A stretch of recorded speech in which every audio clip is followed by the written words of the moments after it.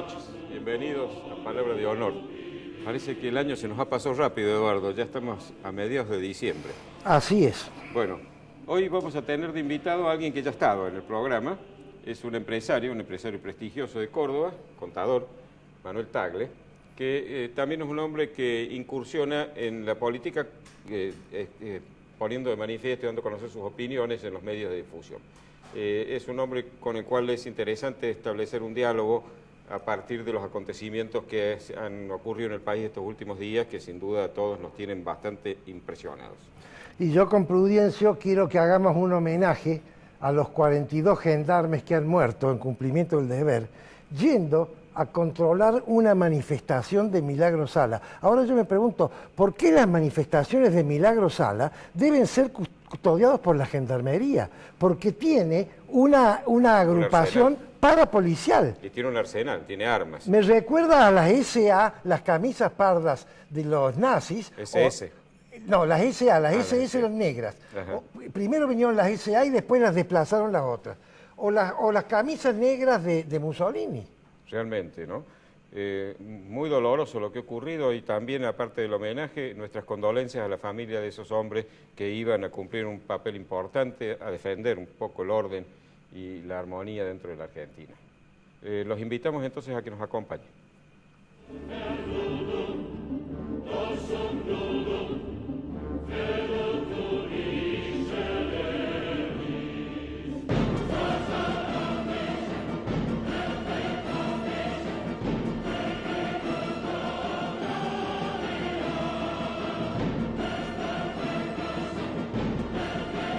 Ibáñez Padilla Inmobiliaria, 25 de mayo 256, primer piso, oficina 16, teléfono 351-519-4544.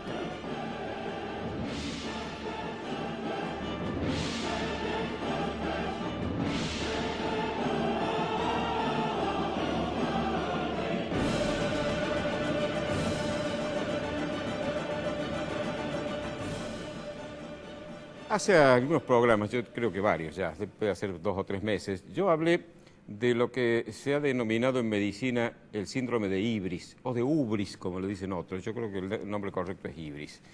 Les comenté que el síndrome de Ibris era lo que se llama habitualmente la enfermedad del poder.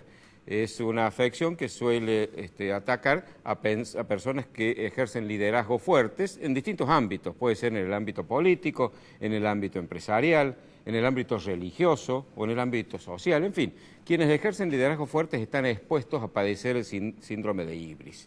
El síndrome de Ibris era conocido ya por los griegos, es decir, la expresión Ibris, que es griega, es de raíz griega, se refiere a la desmesura, a la falta de control, a la ausencia de moderación, a la insolencia en los modos. Y últimamente, de un tiempo a esta parte, esto se ha empezado a describir desde el punto de vista de la neurología. El que llevó adelante las primeras incursiones en este terreno fue el Lord David Owen, que es un médico y político inglés, más que inglés, británico, porque es galés, y que forma parte de la Royal Society of Medicine, que es una de las instituciones más prestigiosas del mundo, y allí se está estudiando en este momento las incidencias neurológicas del síndrome de Ibris. En la Argentina, un médico y periodista, Nelson Castro, insinuó el criterio de él acerca de que la expresidente de la Nación, Cristina Fernández de Kirchner, padecía el síndrome de Ibris. Bueno, los acontecimientos que han ocurrido la semana pasada en la Argentina, muchos de los cuales han creado realmente un clima de alivio al ver que de nuevo se renovaba la posibilidad de que estuvieran presentes en la actividad política la tolerancia, el respeto mutuo, el diálogo, la búsqueda de entendimiento en vez de la confrontación, ha mostrado, sin embargo, una faceta absolutamente controvertida, la antítesis de todo esto, en la actitud de la expresidente. La expresidente, a través de actitudes de un niño caprichoso, se negó incluso a asistir a la asunción de mando de su sucesor porque las cosas no se hacían como ella quería. Es decir, era de público y notorio que ella estaba buscando una apoteosis en su retirada del Congreso de la Nación a través de la multitud que suele convocar mediante distintas formas, y en donde probablemente habría sido también abucheado el presidente entrante, con lo cual la protagonista de la fiesta habría sido ella y no quien en definitiva iba a asumir el mando por 4 años. Ahora bien, ¿se aplica a Cristina Fernández de Kirchner las descripciones que hay del síndrome de Ibris? Pues yo le voy a leer cuáles son las características, los síntomas que Lord Owen describe cuando nos habla de este síndrome. Nos dice que hay una propensión narcisista a ver el mundo principalmente como un escenario donde ejercitar su poder y buscar la gloria.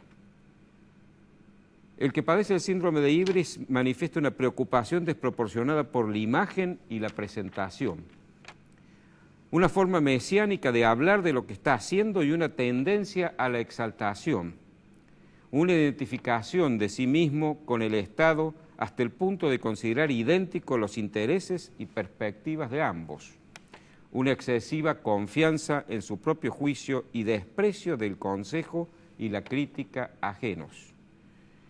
Hay en ellos la creencia de que antes de rendir cuentas al conjunto de sus colegas o a la opinión pública, la corte ante la cual deben responder es la historia o Dios.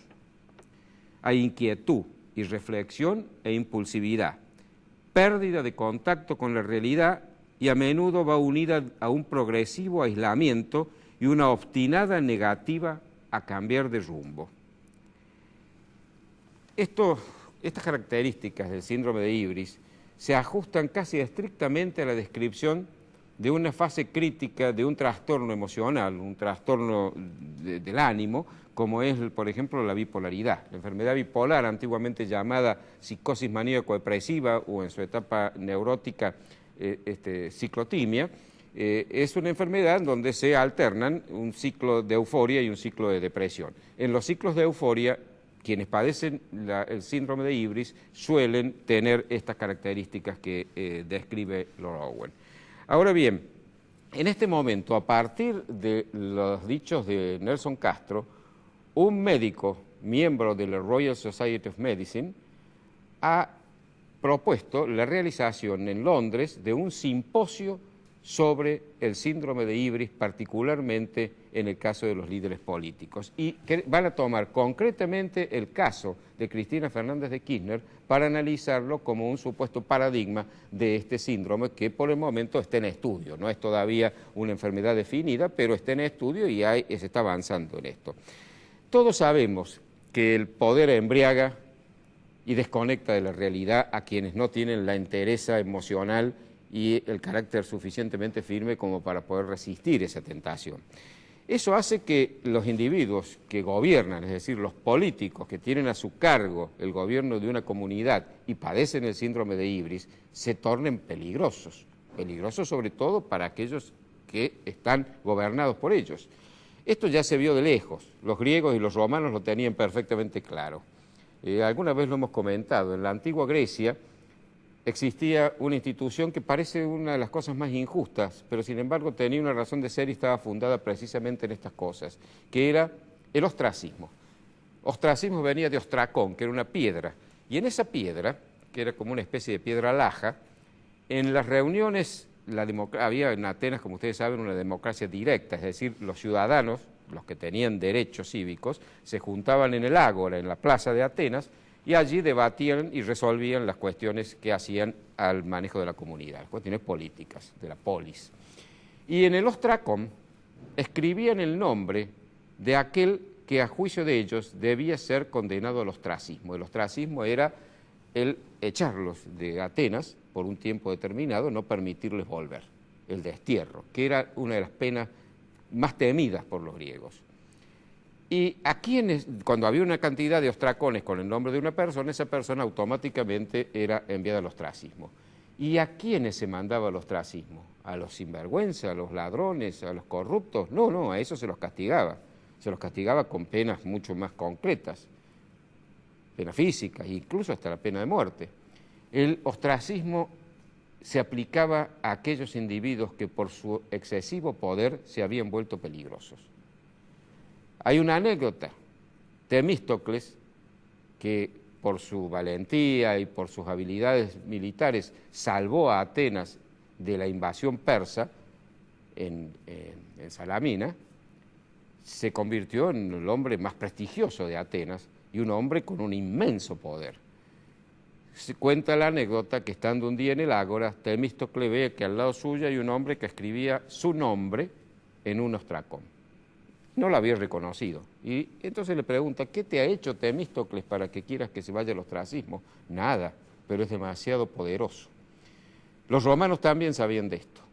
Sabían, por ejemplo, que un jefe militar exitoso que volvía de una campaña se sentía muy frecuentemente tentado de asumir el poder y romper con las instituciones republicanas. Tenían entonces una ley muy estricta que les prohibía entrar a Roma cruzando el río Rubicón sin haber pedido antes, y logrado, por cierto, autorización del Senado. Recuerdan que cuando Julio César, ignorando esta orden, dispuso, después de esa campaña de las Galias, entrar a Roma sin pedir permiso al Senado, cuando cruzó el Rubicón, dijo su famosa frase, alea jacta es, la suerte está echada. Y estaba echada la suerte, y poco después, a pesar del asesinato de César, la República Romana desapareció y fue sustituida por el imperio. Los romanos también, cuando lograban cruzar el Rubicón con acuerdo del Senado, por lo general se les celebraba la campaña con lo que se llamaba el triunfo. El triunfo era una especie de desfile donde iban los reyes vencidos que habían sido tomados prisioneros o los jefes enemigos, iban las tropas, iban elefantes, en fin, era todo un desfile imponente, y en un carro iba con una corona de laureles el gran vencedor. Le sostenía la corona un hombre que iba a su lado y permanentemente le iba diciendo, recuerda que eres humano. Era también una forma de decirle, no te embriagues del poder porque eres un ser humano mortal.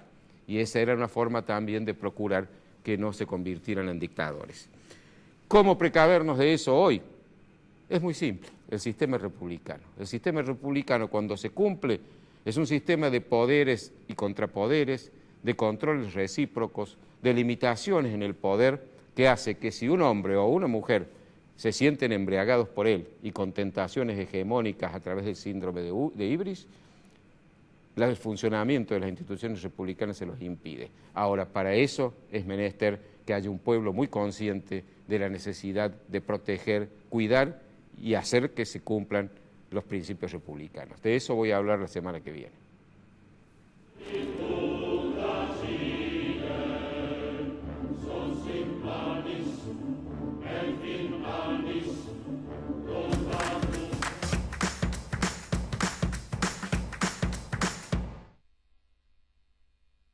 Ibáñez Padilla Inmobiliaria, 25 de mayo 256, primer piso, oficina 16, teléfono 351-519-4544.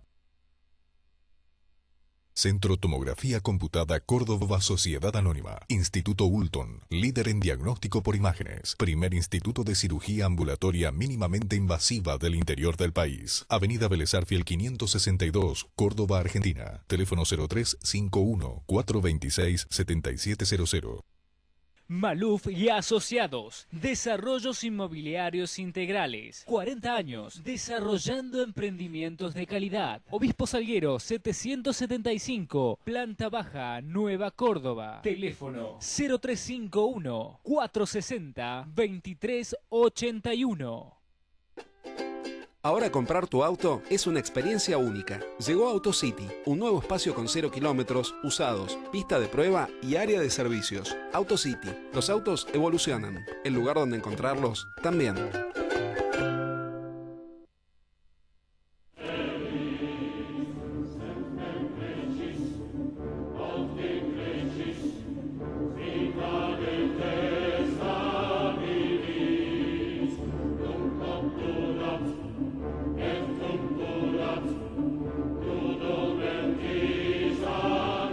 Les había dicho que nuestro invitado es el contador Manuel Tagle.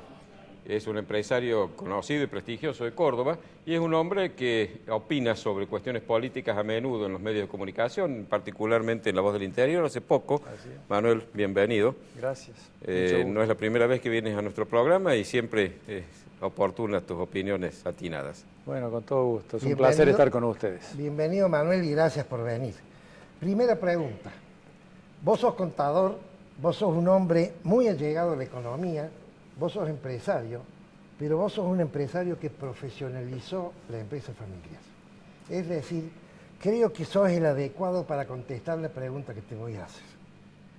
Tu presidenta Cristina Fernández de Kirchner dijo, refiriéndose al gabinete que había diseñado Macri, los empresarios están para manejar las empresas, pero los países no se manejan con empresarios. Lo importante para gobernar un país no es cuidar el presupuesto, sino incluir a todos. ¿Qué puedes decir al respecto?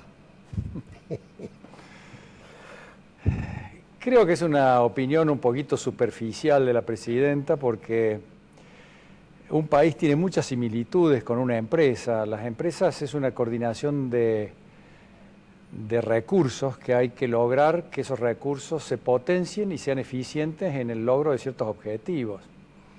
Y un país creo que tiene situación muy similar, es decir, creo que un país debe ser gobernado con la racionalidad, con la prudencia y con la definición de objetivos muy claros como hacemos en las empresas todos los días. Creo que Mauricio Macri representa un poco eso, es un hombre que tiene una gran experiencia en los manejos empresarios, además ahora tiene una experiencia política en la ciudad de Buenos Aires y creo que su racionalidad, su sensatez le va a permitir progresar en los problemas tan urticantes que le ha dejado la presidenta saliente, tan difíciles, pero creo que con todos esos ingredientes que a él lo caracterizan, me parece que él va a tener enormes posibilidades de resolver rápidamente los problemas y empezar a transitar un país normal, un país en franco progreso. Entrando concretamente en los problemas económicos que tiene que afrontar el nuevo gobierno, he visto que un sector de los industriales, de los empresarios argentinos, ha pedido con cierto apuro una definición con respecto al tipo de cambio, al cepo, etcétera. ¿Vos crees que es posible cumplir en un corto plazo con este compromiso de eliminar el cepo y simultáneamente impedir que el dólar se dispare, habida cuenta de la ausencia casi de reservas en el Banco Central?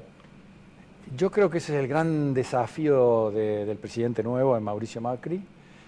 Creo que es la bomba explosiva más complicada que le ha dejado el gobierno. Pero creo que esto no es un problema de promesas electorales, yo creo que es una realidad económica que es impostergable. Mantener el cepo cambiario, ni siquiera la presidenta Cristina Fernández hubiera podido hacerlo durante varias semanas más. El Banco Central está exhausto de divisas, de reservas, así que inexorablemente hay que corregir y restablecer el equilibrio del cepo cambiario, volver a un tipo de cambio normal, definido más por el mercado, con una flotación intervenida por el Banco Central en primera instancia para lograr que los fenómenos psicológicos no alteren los equilibrios económicos, pero indudablemente que hay que hacerlo y lo va a hacer Mauricio en los próximos días, apenas tenga las condiciones dadas, porque indudablemente que es mejor hacerlo con una recuperación de ciertas reservas que las está consiguiendo vía un apoyo internacional. Macri tiene un apoyo internacional en este momento muy importante, no por lo que él representa, sino por las ideas que él tiene y que cree el mundo que hace falta a un país como la Argentina que se instalen y se pregonen al resto de la región también. Así que hay muchos intereses en juego en este momento, que Argentina salga adelante. Así que yo creo que él lo va a hacer por una cuestión de necesidad más de que una promesa electoral, no tiene otras alternativas y lo va a hacer rápidamente. El rey Juan Carlos, el rey emérito, le da un consejo que es muy atinado, de un hombre de experiencia.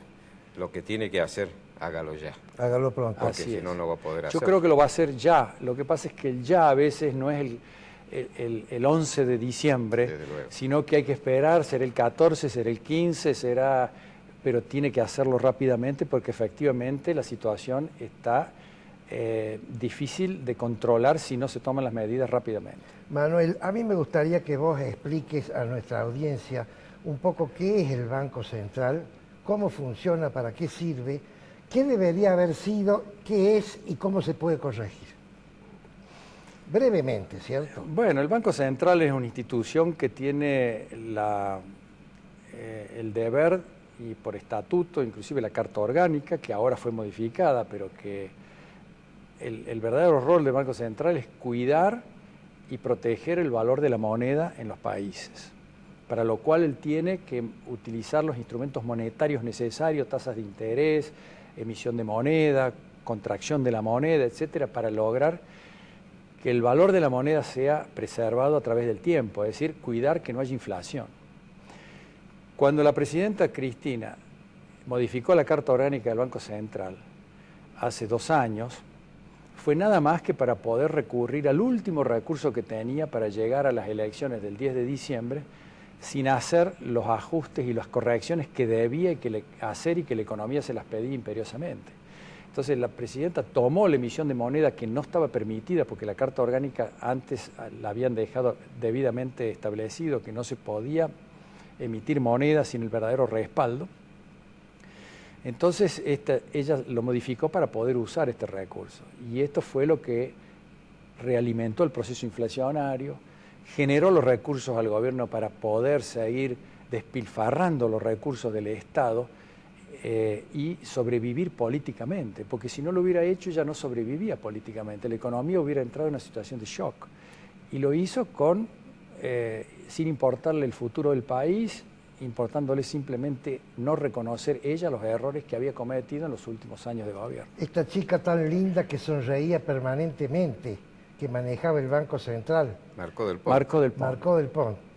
¿Recuerdas cómo se reía esta chica? Sí, bueno, fue una funcionaria útil a la política del populismo de Cristina y creo que no fue saludable para el país.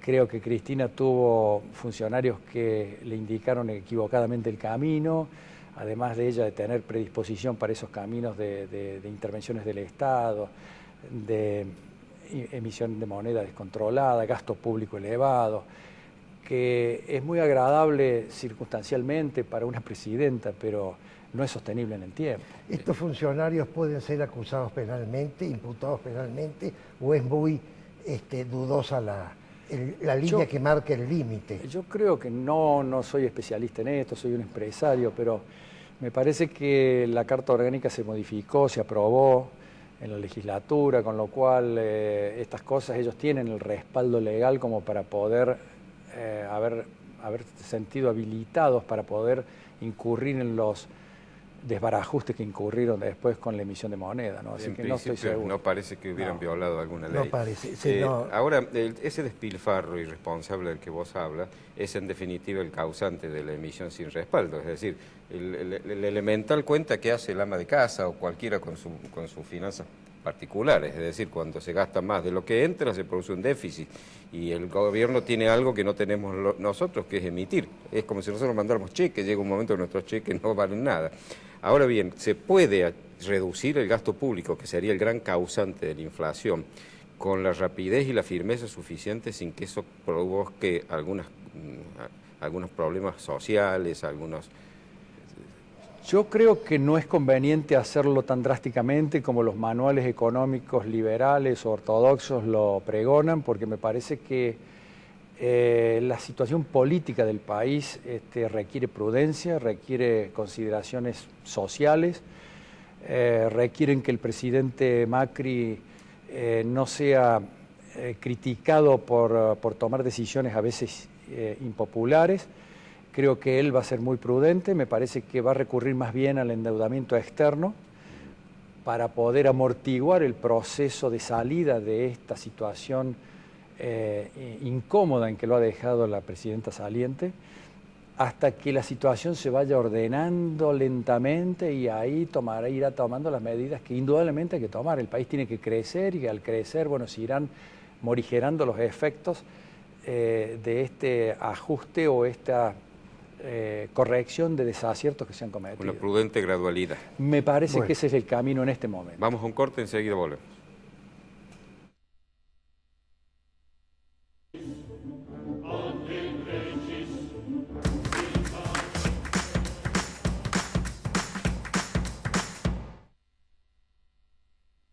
Ibáñez Padilla Inmobiliaria, 25 de mayo 256, primer piso, oficina 16, teléfono 351-519-4544.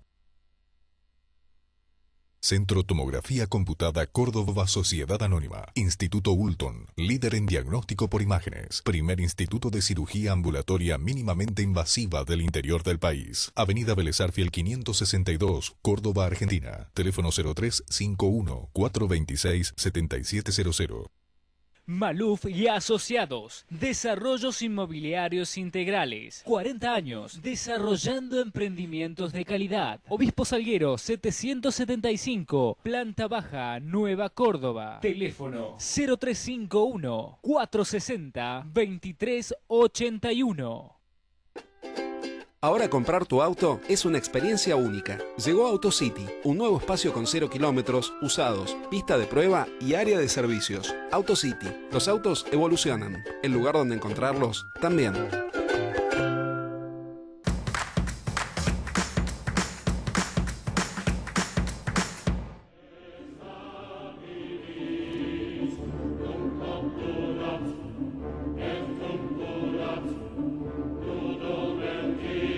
Una pregunta al comerciante, Manuel.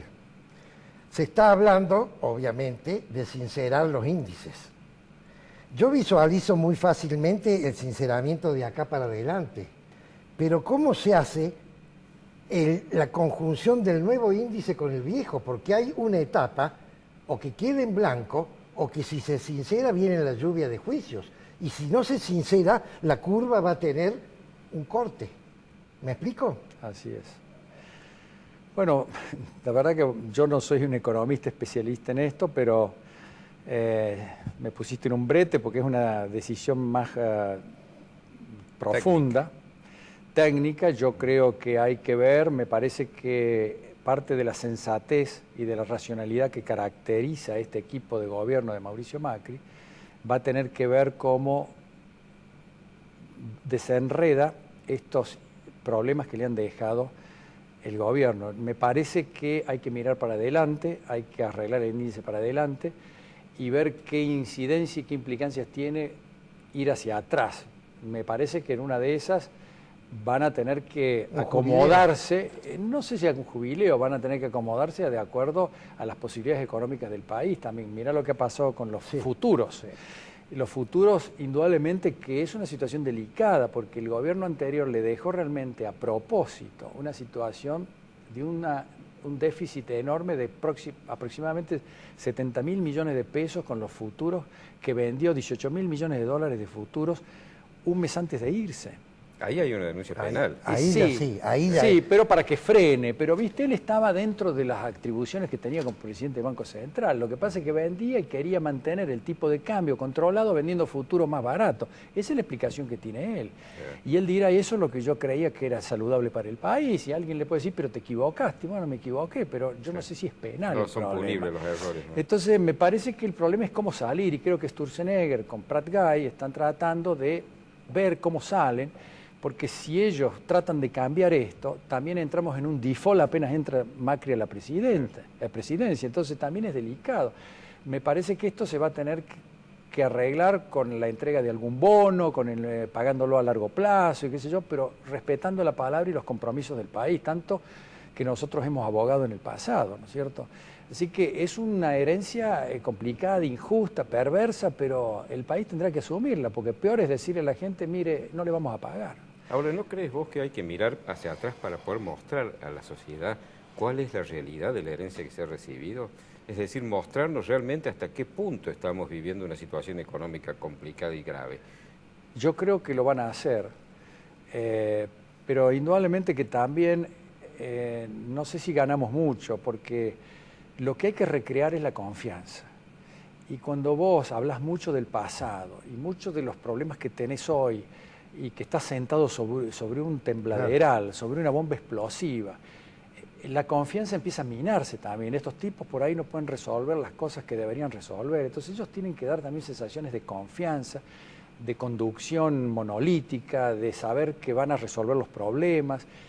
Los van a tener que describir, pero quizás van a tener que ser prudentes y tratar de decir, nosotros vamos hacia adelante. Claro, Y que no sea una autojustificación. Así es, claro. porque si no vamos a afectar el grado de confianza y optimismo que está reinando en este momento en el país y en la economía, que es uno de los factores que va a reimpulsar el crecimiento de la economía. Entonces, tenemos que jugar muy sutilmente entre la verdad y los estímulos que hay en la sociedad. Curioso cómo además la Argentina se ha visto absolutamente modificada en el escenario internacional. Hoy no solo lo que vos decías, que el mundo serio, los países importantes ven en la Argentina una esperanza y están dispuestos a ayudarla, sino que en América, en Sudamérica, en Hispanoamérica, que Argentina había perdido posiciones en forma realmente lamentable, hoy de nuevo se espera que sea la punta de lanza de una transformación en otros países de la región, ¿no? Esto sirva de ejemplo. Pero absolutamente. Yo estuve en una reunión de la FIL, la Fundación Internacional de la Libertad de Vargas Llosa en Nueva York hace 20 días. La maneja el hijo de él. La maneja el hijo, pero está él como presidente, Mario Vargas Llosa, que es realmente de una gran lucidez conceptual, ideológica, Mario Vargas Llosa, y ha contribuido a irradiar las ideas de la libertad con mucha sensatez en el continente americano. Y ahí ya se decía antes de las elecciones que el triunfo de Macri en Argentina no solamente iba a ser una redención para Argentina, que lo merecía por su historia, por su riqueza, por la capacidad que tiene Argentina de resolver los problemas de pobreza de la gente, de generar un bienestar acorde con su potencial como país, sino que también el triunfo de Macri iba a significar una especie de apoyo a las ideas racionales de Latinoamérica y lograr que otros países dejen de ir hacia la izquierda y hacia políticas populistas equivocadas y evolucionen también favorablemente hacia la libertad económica, el liberalismo, que es en el fondo lo que se va a aplicar en el futuro aquí. Por supuesto, con el pragmatismo y la racionalidad y la prudencia de que las circunstancias exigen en este momento, ¿no es cierto? Manuel, a vos te invitaron, contestame con sinceridad, ¿a vos te invitaron a esa reunión por ser vos o por ser hijo de tu padre?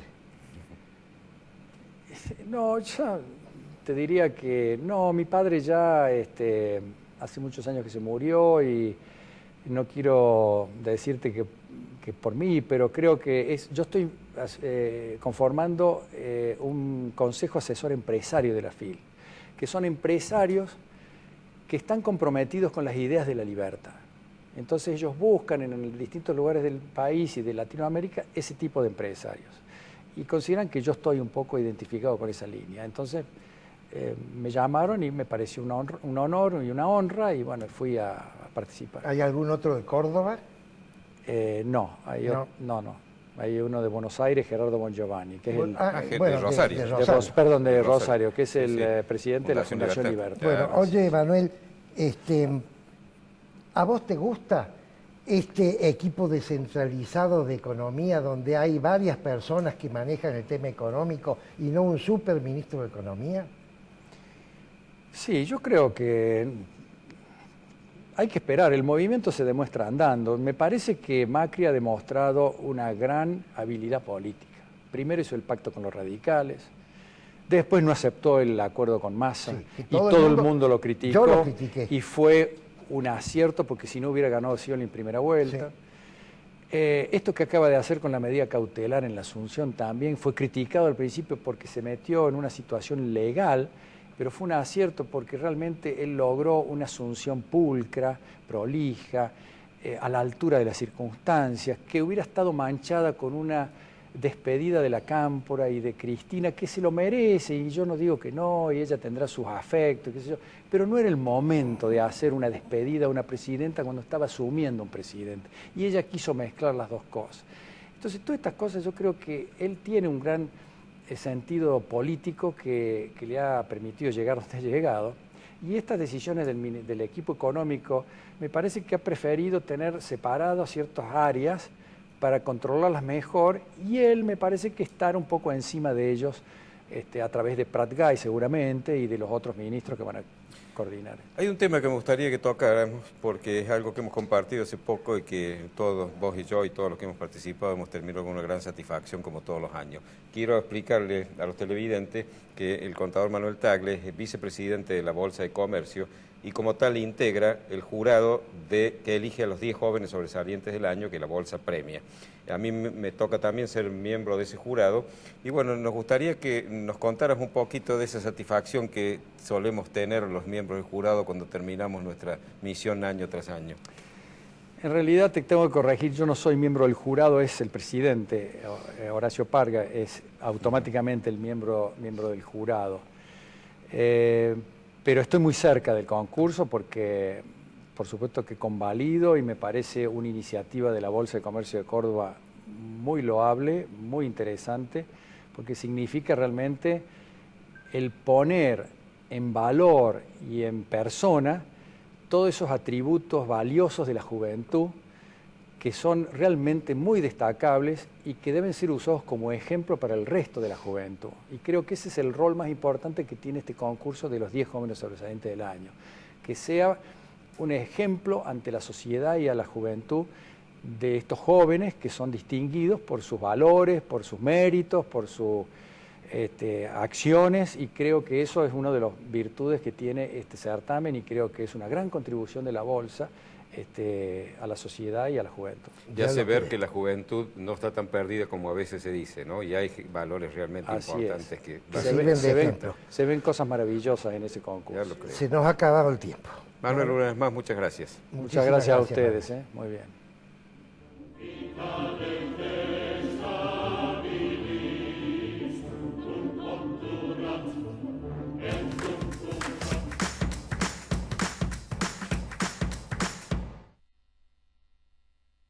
Ibáñez Padilla Inmobiliaria, 25 de mayo 256, primer piso, oficina 16, teléfono 351-519-4544. Ahora comprar tu auto es una experiencia única. Llegó AutoCity, un nuevo espacio con 0 kilómetros, usados, pista de prueba y área de servicios. AutoCity, los autos evolucionan. El lugar donde encontrarlos también. Maluf y Asociados, desarrollos inmobiliarios integrales, 40 años, desarrollando emprendimientos de calidad. Obispo Salguero 775, planta baja, Nueva Córdoba. Teléfono 0351 460 2381. Centro Tomografía Computada Córdoba Sociedad Anónima. Instituto Ulton, líder en diagnóstico por imágenes. Primer instituto de cirugía ambulatoria mínimamente invasiva del interior del país. Avenida Vélez Arfiel 562, Córdoba, Argentina. Teléfono 0351 426 7700.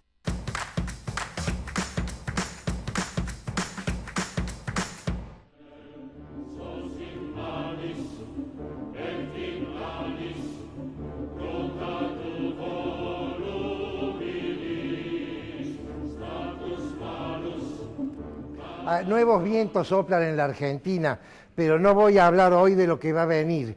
Quiero hacer hincapié todavía en lo que ocurrió. Lo que ocurrió en este país realmente fue extraordinario. Algunos dicen que la gente votó en contra de Cristina porque no la toleraba. Otros dicen que votaron a favor de Macri porque estaban convencidos por las ideas de Macri.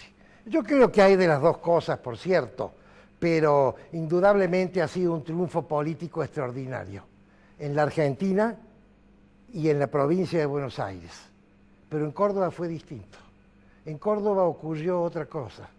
En Córdoba el 72% de los votantes de la provincia votaron por Cambiemos y en la ciudad de Córdoba el 80% votaron por Cambiemos. Eso no es un triunfo político, eso es un fenómeno cultural, es una cosa distinta. ¿Qué es lo que quiero analizar? ¿Por qué? Nos llama la atención. Córdoba muchas veces en su historia ha tenido estos actos tempranos que han servido para fijar o para cambiar rumbos. Muchos historiadores han hablado de este tema, pero hay uno que ha centralizado esta idea en un libro que yo les recomiendo a ustedes. En un esfuerzo de producción hemos traído hoy al estudio a ese historiador que es Prudencio Bustos Argañarás, que quiero que la cámara lo enfoque, por favor. De manera tal que voy a hablar ahora de estas situaciones que ha habido en Córdoba, que yo llamo fundacionales, porque han marcado o cambiado rumos. Las dos primeras empiezan incluso antes de la fundación de Córdoba. La primera es el nivel cultural de Jerónimo Luis de Cabrera, el fundador, y de la gente que lo acompañó, la comitiva que lo acompañó. Todos firmaron el acta, todos, Prudencio, o uno no. No, firmaron algunos, pero todos sabían firmar. Todos sabían firmar. ¿Eso qué significa? Que tenían un nivel cultural que no era común en aquella época, donde esta gente salía a probar fortuna. La segunda de estas situaciones fue la desobediencia de Jerónimo Luis de Cabrera.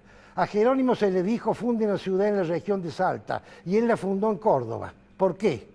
Porque él concibió una situación de política, de estrategia geopolítica, que dijo, una ciudad acá va a ser la puerta para la salida al Océano Atlántico. De manera tal que Córdoba desde el principio ya tiene una concepción geopolítica estratégica especial. La tercera fueron los jesuitas. Los jesuitas con dos grandes resultados. La universidad, que sigue siendo hoy un foco de cultura, y las estancias jesuíticas, que eran las fábricas de mulas, le dieron a Córdoba desde su inicio una gestión productiva que no tenían las otras ciudades. La palabra clamor, que es la desobediencia de la clase dirigente de Córdoba a la decisión compulsiva de la Junta de Buenos Aires, terminando fusilados en cabeza de tigre. Y una cosa que poca gente lo tiene presente: Córdoba es la única ciudad, provincia, que participó del Congreso de Oriente, donde se declaró la independencia, las 6 provincias que dependían de Artigas, del Congreso de Oriente y del Congreso de Tucumán. Córdoba estaba agarrada de las dos manos a cada uno de los dos congresos. De alguna manera fue la que integró esa situación. Luego, algo que puede gustar o no gustar, a Prudencio no le va a gustar, la Liga del Interior, el General Paz. La única liga del interior que se opuso a Buenos Aires, Liga Unitaria, fue hecha en Córdoba por el General Paz.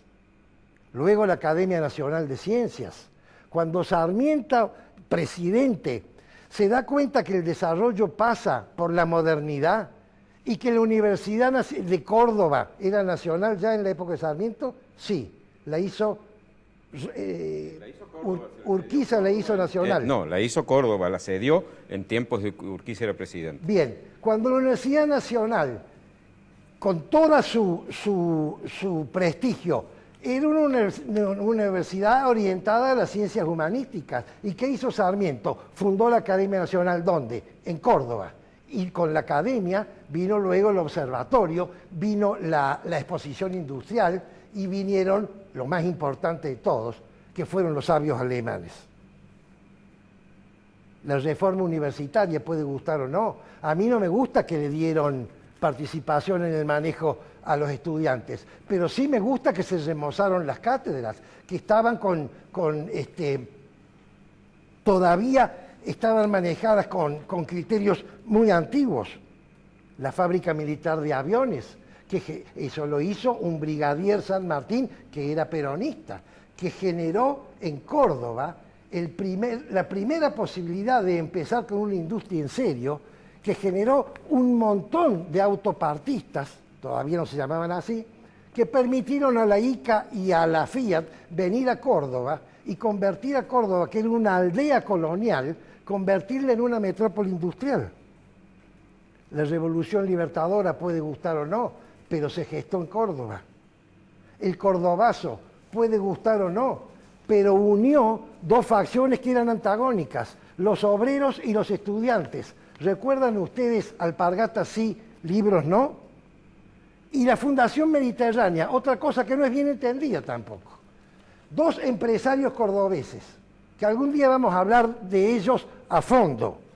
Pagani padre, Fulvio Pagani padre, y Piero Astori, convencieron a un grupo de empresarios de Córdoba de hacer una fundación para estudiar los temas sociológicos y económicos. Esa fundación fue el semillero después de la propuesta para vencer a la hiperinflación y a una inflación de 50 años.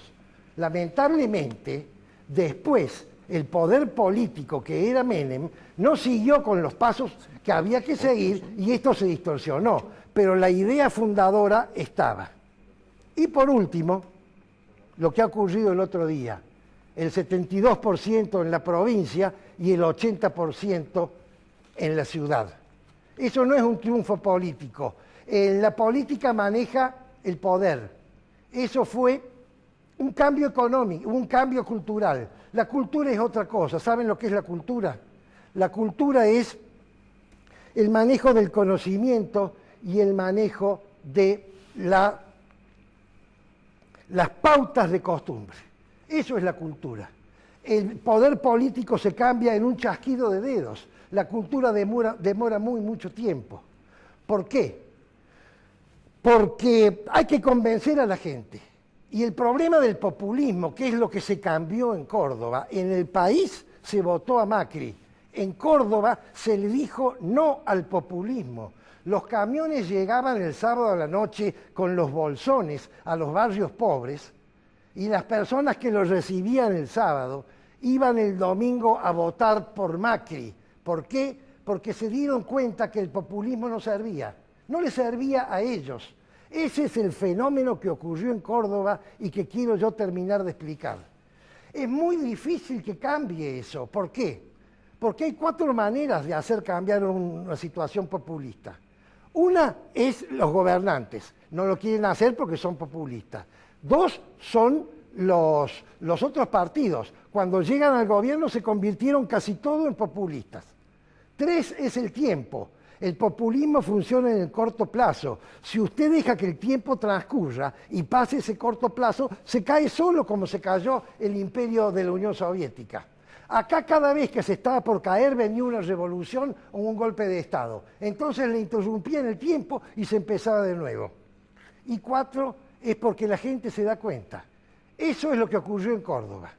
Si nosotros podemos, o si Macri en su gobierno puede, o si la comunidad sensata puede transferir ese cambio cultural que se ha generado en Córdoba a una situación de triunfo político del partido Cambiemos que se ha generado en el país, entonces es muy posible que se pueda volver a construir una república que sea similar a aquella república que tuvimos en la época del desarrollo sostenido.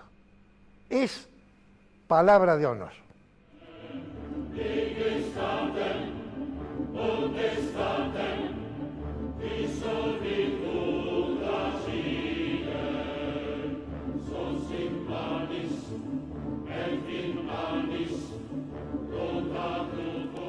Yo les cuento que con Eduardo nunca nos ponemos de acuerdo en decirnos cuáles son los temas que vamos a abordar. Lo dejamos librado a la iniciativa, digamos, a la espontaneidad. Y a veces ocurren cosas como ahora que él ha hablado de temas de historia de Córdoba, que es lo mismo que voy a hablar yo ahora. Pero de ninguna manera son los mismos temas, de manera que se complementan. Como la mayoría de los que nos ven son cordobeses, seguramente no les va a resultar excesivo que hablemos de las virtudes y de la historia de nuestra provincia y nuestra ciudad. Les voy a contar lo siguiente, porque como ya ha pasado la euforia electoral, como ocurre siempre en que se gestan fenómenos que producen cambios rotundos y fuertes, cuando el cambio ya se produjo hay una especie de alivio, de tranquilidad, de serenidad. Ahora ya políticamente estamos serenos y entonces esta columna, La Ciudad que Queremos, puede volver a ocuparse, y ocuparme yo personalmente, de los temas que al comienzo dijimos que íbamos a abordar, que son los temas vinculados a la historia.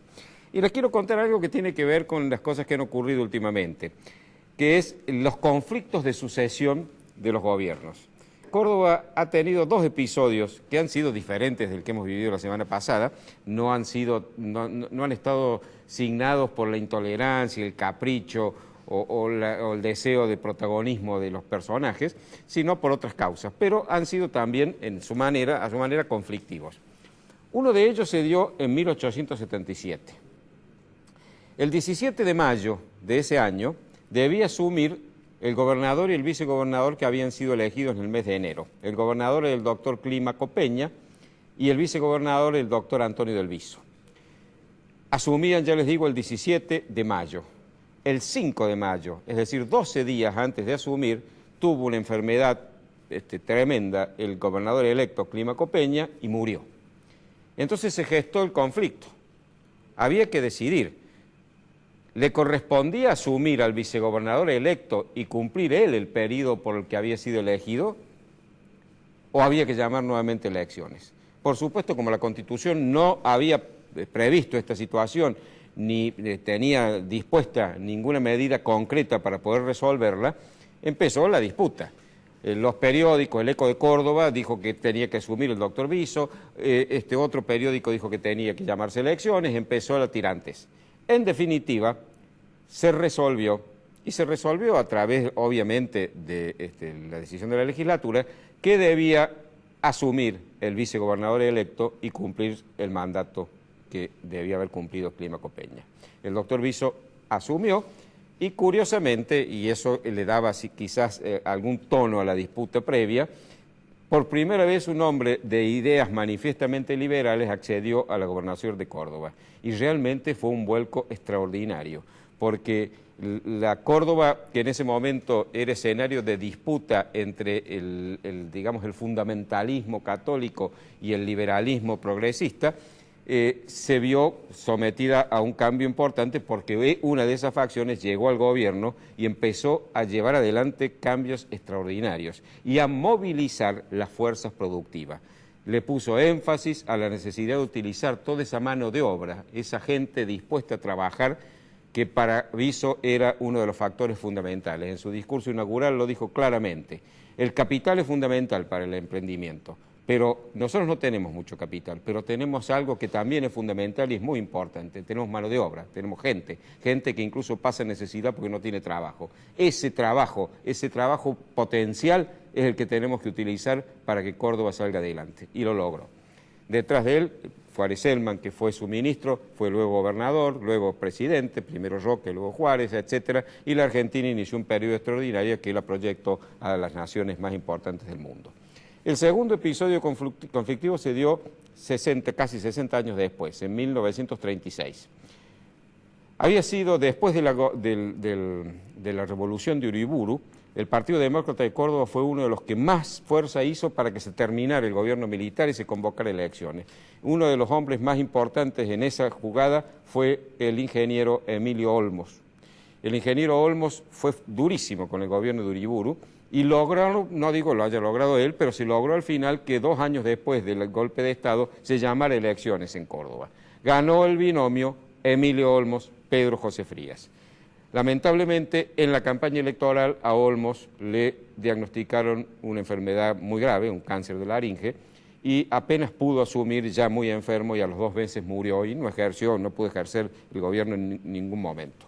Frías tuvo a su cargo, también como Viso en su momento, el ejercicio de los 4 años previstos por la Constitución. El 18 de febrero de 1932 habían asumido. ¿Por qué? Porque salían de una revolución y no se pudo cumplir la asunción de la fecha que era habitual, que era el 17 de mayo. Cuando se llama elecciones para sustituir a Frías, en noviembre del 35, gana por muy poco margen Amadeo Sabatini a Aguirre Cámara, que había sido ministro de Frías. Entonces se resuelve que la asunción se va a volver a la fecha que era tradicional, que era el 17 de mayo. Pero como Frías había asumido el 18 de febrero, dijo: la Constitución me marca 4 años de mandato. Al terminar mi mandato yo me retiro porque no debo seguir un día más que aquellos por los que fui elegido. Entonces se hace cargo del gobierno el presidente provisorio del Senado, que era el doctor Julio Torres, luego Torres renuncia, se hace cargo Luis Funes, y en definitiva asume Sabatini el 17 de mayo como estaba previsto. Hubo un periodo bastante importante, si se quiere, desde el 18 de febrero al 17 de mayo, en que Córdoba no estuvo gobernado por un gobernador elegido para desempeñar ese cargo. Pero como funcionaba el sistema republicano, como las instituciones no eran avasalladas por el capricho de algún dictador de turno, Córdoba no se vio afectada por ello y fue un gobierno excelente como fue el de el de Frías, fue sucedido por otro gobierno excelente como fue el de Sabatini, y Córdoba siguió la trayectoria de crecimiento y desarrollo que había iniciado 60 años atrás, que lamentablemente se interrumpiría después por otras circunstancias que no es el momento abordar ahora. Entonces, Córdoba, como siempre, tuvo ejemplos para mostrar de situaciones como las que hemos vivido, parecidas, aunque diferentes también, la semana pasada a nivel nacional.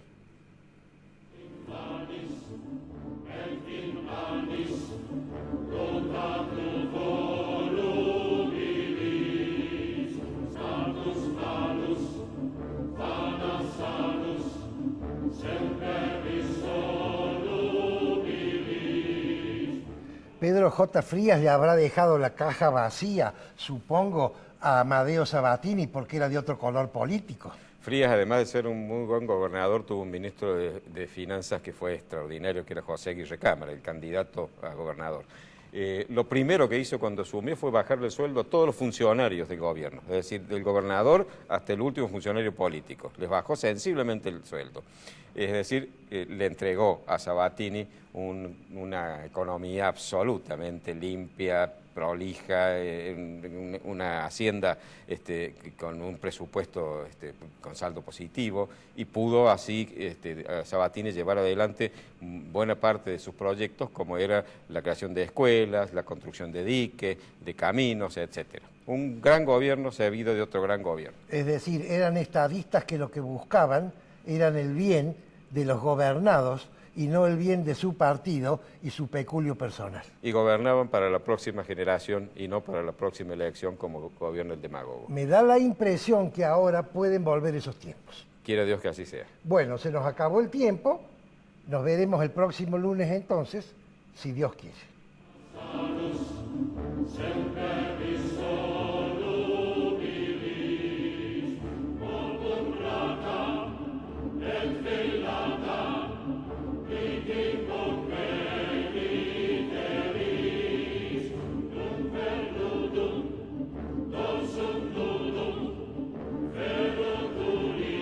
Ibáñez Padilla Inmobiliaria, 25 de mayo 256, primer piso, oficina 16, teléfono 351-519-4544.